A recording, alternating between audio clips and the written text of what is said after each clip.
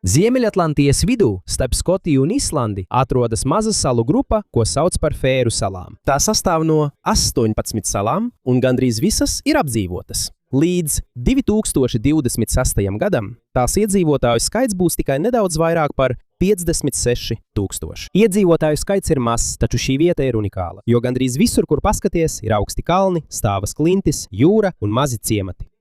Fēru salas ir daļa no Dānijas karalistes, taču tām ir sava valdība un parlaments daudziem vietējiem likumiem un lēmumiem. Viņiem ir arī sava valoda, ko sauc par fēru valodu, kas cēlusies no senās ziemeļnieku valodas, ko lietoja ziemeļnieku kolonisti, kuri šeit ieradās pirms vairāk nekā 1000 gadiem. Taču vēl pirms cilvēku ierašanās pašas salas jau sen bija izveidojušās. Fēru salas ir vulkāniskas izcelsmes. Tas nozīmē, ka šeit esošie ieži veidojās no lavas. Milzīgi vulkāna izvirdumi notika pirms miljoniem gadu. Laika gaitā ledus, lietus, vējš un jūra izveidoja kalnus un klintis, ko redzam šodien. Tāpēc daudzās Fēru salu vietās ir augstas klinšu sienas, kas tieši iekrīt jūrā. Kopējā sauszemes platība ir neliela, aptuveni 1400 kvadrātkilometri. No ziemeļiem līdz dienvidiem visa arhipelāga garums ir tikai aptuveni 113 kilometri. Taču tā kā ir daudz kalnu, fjordu un atsevišķu salu, ceļošana nav vienkārša un tieša. Cilvēki izmanto ceļus, tiltus, prāmjus un tuneļus. Ir arī zemūdens tuneļi, kas iet tieši zem jūras, lai savienotu dažas salas. Laika apstākļiem ir liela ietekme uz ikdienas dzīvi. Bieži pūš stiprs vējš, laika apstākļi ātri mainās. Debesis var būt skaidras, pēc brīža var parādīties migla, lietus vai stiprs vējš. Tas ir tāpēc, ka Fēru salas atrodas Ziemeļatlantijas vidū. Salas tieši ietekmē mainīgās laikapstākļu sistēmas no jūras. Tāpēc cilvēki šeit ir pieraduši vispirms pārbaudīt laikapstākļus, pirms doties ceļā, zvejot vai kāpt kalnos. Un jūra ir ļoti svarīga fēriešu dzīvē. Daudzu paudžu garumā zvejniecība ir bijis viens no galvenajiem viņu pārtikas un ienākumu avotiem. Līdz pat šodienai liela daļa Fēru salu ekonomikas balstās uz zvejniecību un zivju audzēšanu. Tāpēc, lai gan šī ir moderna vieta, cilvēkiem joprojām ir cieša saikne ar jūru. Lielākajā salā, Stramojā, atrodas galvaspilsēta Toršauna. Tā ir maza, salīdzinot ar lielāko daļu Eiropas galvaspilsētu, taču šeit dzīvo liela daļa Fēru salu iedzīvotāju. Šeit atrodas arī valdības biroji, uzņēmumi, skolas, restorāni un galvenā osta. Nosaukums Toršavna nozīmē Tora osta, nosaukta par godu Toram, pērkona dievam, senskandināvu reliģijā. Vietā ir arī sena vēsture. Norvēģu kolonistu laikos cilvēki pulcējās nelielā pussalā, ko sauc par Tinganes, lai pieņemtu likumus un risinātu kopienas problēmas. Apmēram 9. gadsimtā šeit izveidojās parlaments, ko vēlāk sauca par Løgting. Tā ir viena no senākajām parlamentārajām tradīcijām pasaulē. Inganes joprojām var redzēt vecās sarkanās koka ēkas ar zāles jumtiem. Daudzas mājas Torshavn vecajā daļā ir vairākus 100 gadu vecas, un dažas no šīm ēkām joprojām tiek izmantotas kā valdības biroji un dzīvojamās mājas. Jumtos esošā zāle arī piesaista uzmanību. Tā nav tikai dizaina lieta. Jumtos jau sen tiek izmantota velēna, jeb bieza augsnes un zāles kārta, jo tā palīdz uzturēt māju siltāku, augstā un vējainā laikā. Tas arī palīdz aizsargāt jumtu pret skarbiem laikapstākļiem. Tāpēc līdz pat šai dienai zāles jumti joprojām tiek izmantoti gan dažās tradicionālās, gan modernās ēkās Fēru salās. Un šeit var redzēt, kā cilvēki šajā vietā dzīvoja. Viņi nevarēja mainīt jūru, kalnus vai stipro vēju, tāpēc viņi paši pielāgojās. Viņi būvēja mājas, kas piemērotas klimatam. Viņi atrada veidus, kā ceļot starp salām, un viņi guva iztiku no jūras, kas tos ieskauj. Bet attālinoties no Toršhaven, mēs vēl vairāk redzam, cik liela ir stāvo kalnu un Atlantijas okeāna ietekme uz katru mazo Farēru salu kopienu. Tā kā Farēru salas ir atdalītas cita no citas, jau izsenis bija grūti nokļūt no vienas salas uz otru. Agrāk bija jāpaļaujas uz prāmjiem vai daudz garākiem ceļiem, taču pēdējās 10 gadēs viņi atrada citu risinājumu. Viņi izraka tuneļus tieši zem jūras. Viens no slavenākajiem ir Eisturojas tunelis. Tas tika atvērts 2020. gadā. Tas ir vairāk nekā 11 km garš. Tas savieno Straju Moju, kur atrodas galvaspilsēta Toršhavna, ar Eistrojas salu. Taču visneparastākais ir tas, ka zem pašas jūras ir apļveida krustojums. Šis ir pirmais zemūdens apļveida krustojums pasaulē. Šeit satiekas 3 tuneļi. Vidū ir liels mākslas darbs un apkārt ir zilā apgaismojuma josla. Vadītāji var arī klausīties īpašu mūziku, braucot cauri tunelim. Tā dziļākajā vietā tas sasniedz gandrīz 190 metrus zem jūras. Pirms tuneļa izbūves dažos maršrutos ceļš varēja aizņemt vairāk nekā stundu. Tagad dažos maršrutos brauciens aizņem tikai aptuveni 15 līdz 20 minūtes. Un tas nav vienīgais zemūdens tunelis Fēru salās. Pašlaik tiek izmantoti 4 šādi tuneļi. Vaga tunelis savieno Vāgaru un Streimoju. Nordoja tunelis savieno Bordoju un Eistroju. Eistrojas tunelis savieno Streimoju un Eistroju. Un Sandajar tunelis savieno Streimoju ar Sandoju. Tādējādi arvien vairāk cilvēku var ceļot starp salām, izmantojot tikai automašīnu. Prāmis vairs nav vienmēr nepieciešams.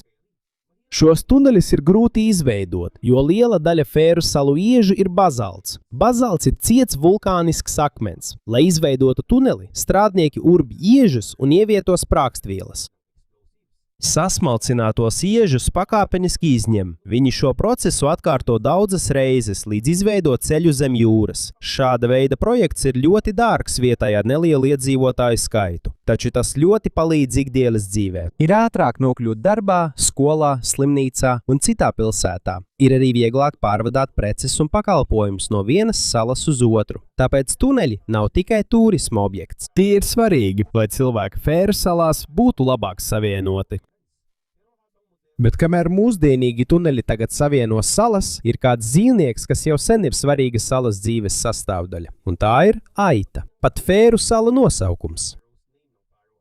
Parasti tiek skaidrots kā aitu salas. Jau vairāk nekā 1000 gadus salās ir aitas, kopš seno skandināvu apmetnieku laikiem. Aitas toreiz bija svarīgas, jo tās deva gaļu un vilnu. Vilna tika izmantota apģērbu izgatavošanai, kas nepieciešami augstajā un vējainajā klimatā. Gadsimtiem ilgi vilna bija arī viens no svarīgākajiem produktiem, ko Fēru salas pārdeva citur. Šeit pat ir sens teiciens, kas nozīmē vilna ir Fēru zelts. Līdz pat šai dienai Fēru salās ir vairāk aitu nekā cilvēku. Aptuveni 70 000 aitu tiek lēsts, ka ir Fēru salās.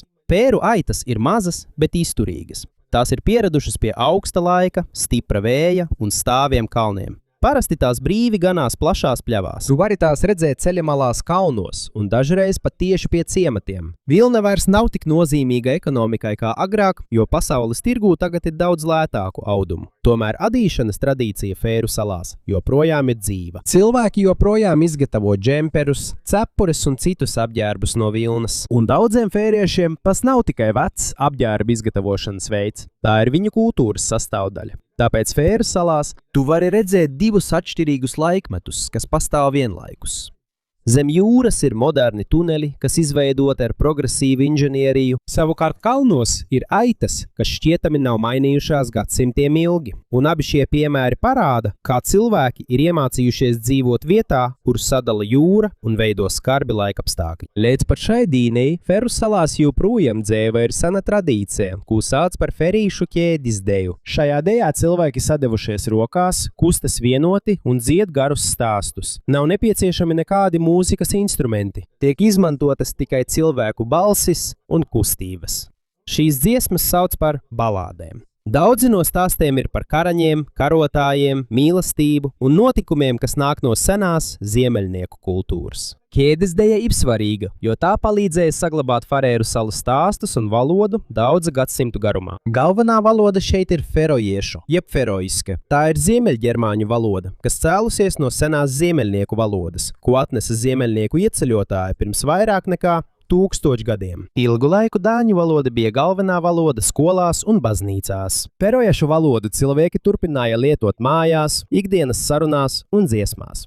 1846. gadā Vencelaus Hammersheims izveidoja standarta veidu, kā rakstīt ferojiešu valodu. Tas ļoti palīdzēja izveidot vienotu rakstīšanas un mācīšanas veidu šai valodai.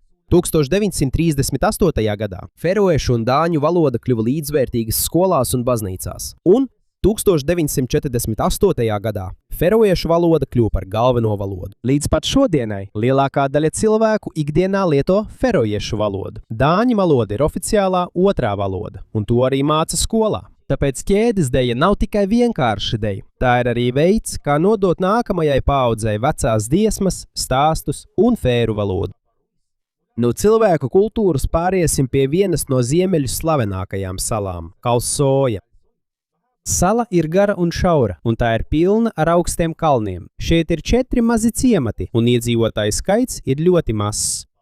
Viena ceļš, kas ir aptuveni 17 km garš, ved no Sidrdalūras dienvidos līdz Trolanesai ziemeļos. Pa šo ceļu tu izbrauksi cauri 4 tuneļiem, kas izveidoti pašā kalnā. Dažas ceļu un tuneļu daļas ir šauras, tāpēc autovadītājiem jābūt īpaši uzmanīgiem. Kalsojas pašā ziemeļu galā atrodas Kalorbāka. Bāka ir maza, taču vieta ir slavena ar apkārtējo ainavu. No šejienes var redzēt augstus, zaļus kalnus, kas stāvi krīt tieši Atlantijas okeānā. Lai nokļūtu līdz Bākai, vispirms jāaizbrauc uz Trolenes ciematu un tad jāiet augšu pa kalnu. Ja laiks ir labs, no šejienes var redzēt dažus tuvējās salas, taču Kalsojā laika apstākļi ātri mainās. Pēkšņi var uznākt migla, lietus vai stiprs vējš. Kalsoja kļuva vēl populārāka pēc tam, kad šo vietu izmantoja Džeimsa Bonda filmas Nav laika mirt uzņemšanā. Tā tika izlaista 2021. gadā. Ir daļa no filmas, kas tika filmēta netālu no Kaloras. Pēc filmēšanas vietējā kopiena izveidoja nelielu piemiņas vietu, kas izskatās pēc kapakmens Džeimsam Bondam, kā atgādinājumu par filmu. Taču vēl pirms ieradās filmu komandas un turisti, kalnu masīvi, tuneļi un Kalsojas jūra jau sen bija parasta iedzīvotāju dzīves sastāvdaļa. Un tāpat kā citās fēru salu daļās, šeit ir skaidri redzams, kā cilvēki iemācījušies pielāgoties dzīvei grūtos apstākļos. Tā vietā, lai ļautu kalniem un jūrai viņus šķirt, viņi izveidoja ceļus un tuneļus. Un, lai arī tehnoloģijas apkārt viņiem mainās, viņi joprojām saglabā valodu, dziesmas un tradīcijas, kas nāk no iepriekšējām paaudzēm.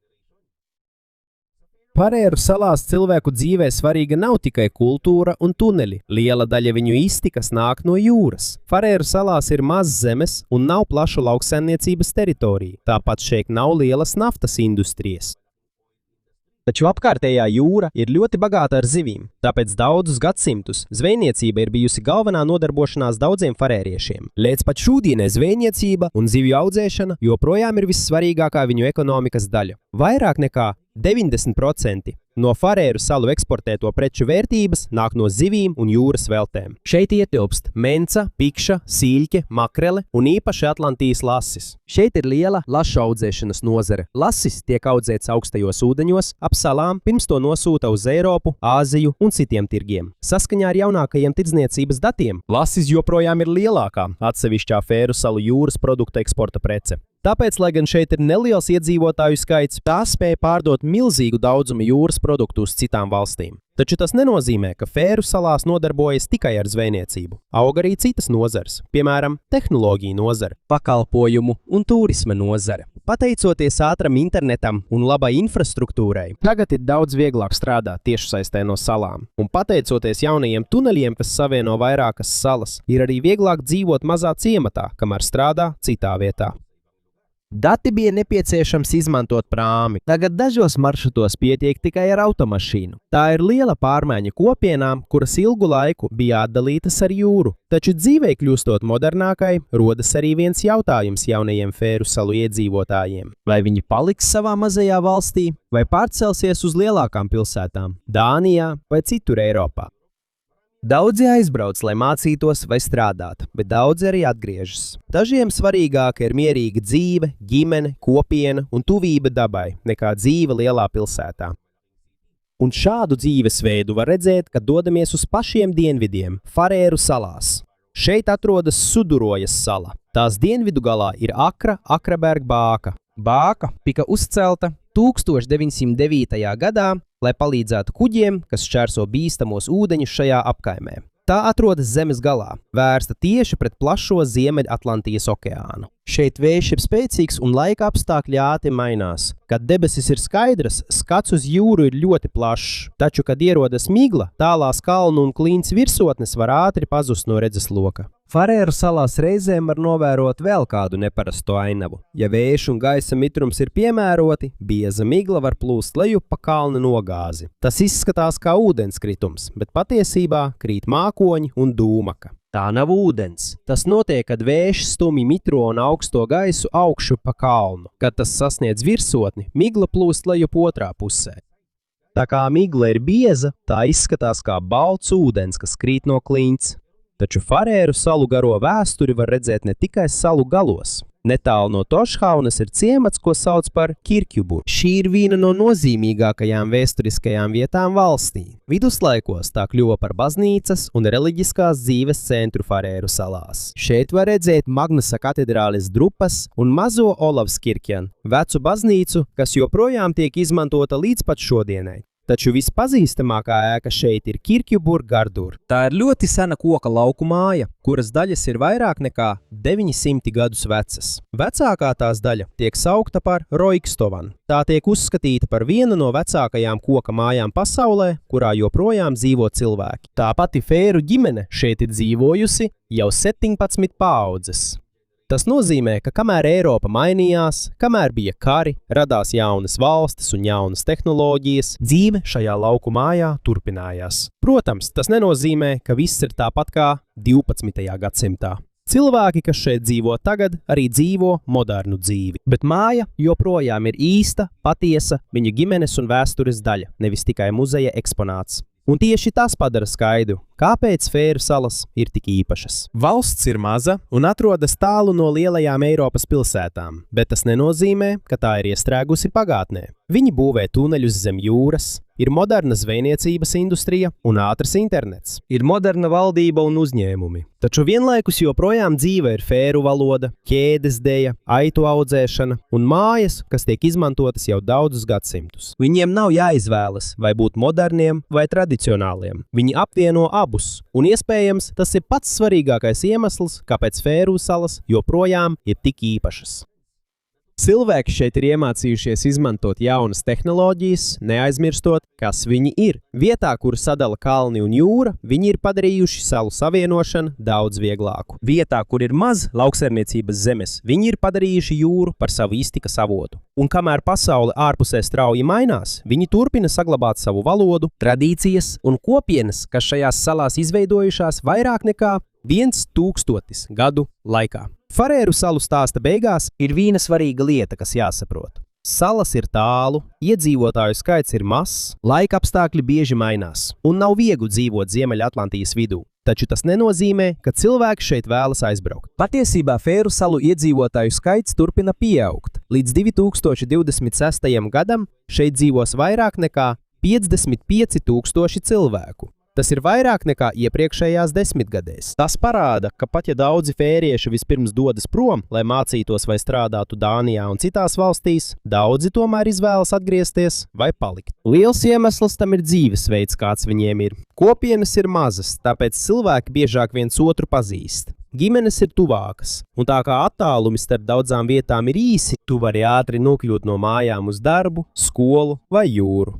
Tas nenozīmē, ka dzīve šeit ir perfekta. Dažu produktu cenas ir augstas, jo tās jāieved no citām valstīm. Arī darba iespējas ir ierobežotas salīdzinot ar lielajām Eiropas pilsētām. Un ja nepieciešama īpaša medicīniskā aprūpe vai izglītība, kas nav pieejama salās, dažiem cilvēkiem ir jābrauc uz Dāniju. Taču Farēru salām kļūstot modernākām, dažas no problēmām, ko rada attālums, ir mazinājušās. Ir ātrs internets, ir modernās slimnīcas un skolas, ir sava universitāte, ir lidostas, prāmi un tuneļi.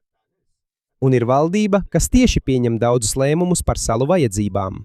Farēru salas joprojām ir Dānijas karalistes sastāvdaļa, taču viņiem ir plašas pašpārvaldes tiesības. Farēru salu valdība pārvalda daudzas jomas, piemēram, zvejniecību, nodokļus, uzņēmējdarbību, transportu, izglītību, kultūru un sociālos pakalpojumus. Tas nozīmē, ka pat ar nelielu iedzīvotāju skaitu daudzi lēmumi par ikdienas dzīvi tiek pieņemti pašās Farēru salās. Tas ir svarīgi, jo viņa situācija atšķiras no Dānijas. Atšķirīga ir ekonomika, atšķirīga ir ģeogrāfija. bija. Un arī problēmas, kas jārisina, ir atšķirīgas, ja tava valsts sastāv no mazām salām Atlantijas okeāna vidū. Tāpēc, lai gan viņi ir daļa no lielākās Dānijas karalistes, Farēru salām joprojām ir skaidra sava identitāte. Viņiem ir savs karoks, viņiem ir savs parlaments, viņiem ir sava valoda. Un ir kultūra, kur viņiem nav jāatstāj tikai tāpēc, lai kļūtu moderni. Tas ir arī viens no iemesliem, kāpēc māju jēdziens Farēru salās ir tik svarīgs. Tas nenozīmē tikai māju. Tas ietver arī vietu, ģimeni, valodu un kopienu. Ja tu izaugi mazā ciematā, kur pazīsti ļoti daudz cilvēku, tava saikne ar šo vietu ir pavisam citāda.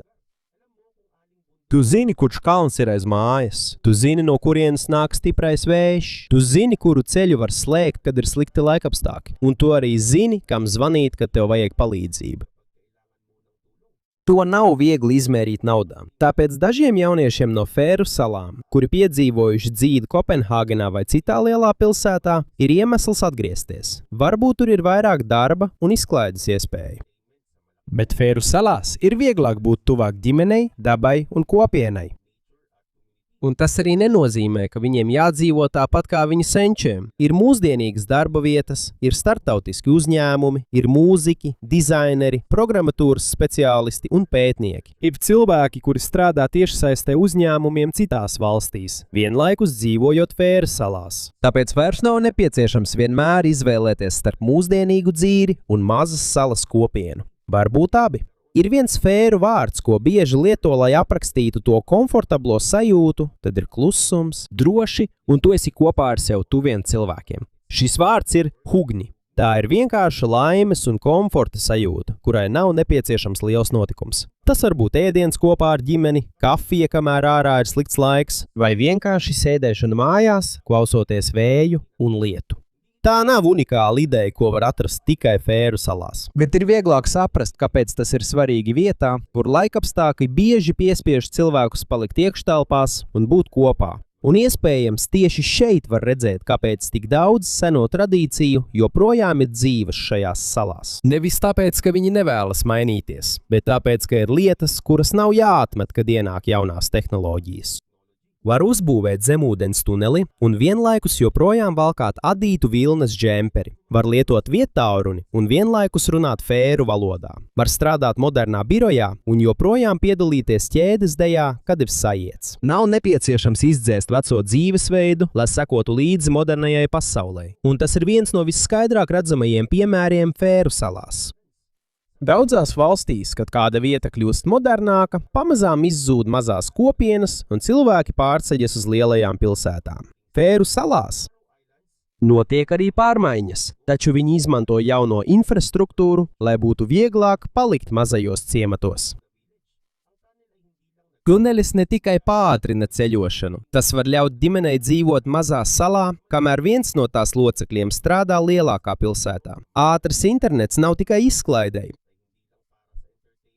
Tas var padarīt iespējamu darbu, ko agrāk varēja darīt tikai pēc pārcelšanās uz citu valsti. Tādā savdabīgā veidā Fēru salas izmanto mūsdienu tehnoloģijas, lai aizsargātu savas mazās kopienas. Ne visi paliks. Ne visi vēlas dzīvot mazā salā, un mainoties ekonomikai un klimatam, parādīsies jaunas problēmas. Taču ir skaidrs, ka attālums vairs nav tāds kā agrāk. Fēru salas vairs nav vienkārši salu grupa, ko šķir jūra. Tagad tās ir savienotas vairāk nekā jebkad agrāk. Tomēr katrai vītai joprojām ir sava identitāte. Tāpēc, ja ir viena lieta, ko var redzēt visā Fēru salu stāstā, tad runa nav par klusumu vai atrautību no pasaules. Iemesls, kāpēc salas ir īpašas, ir daudz vienkāršāks.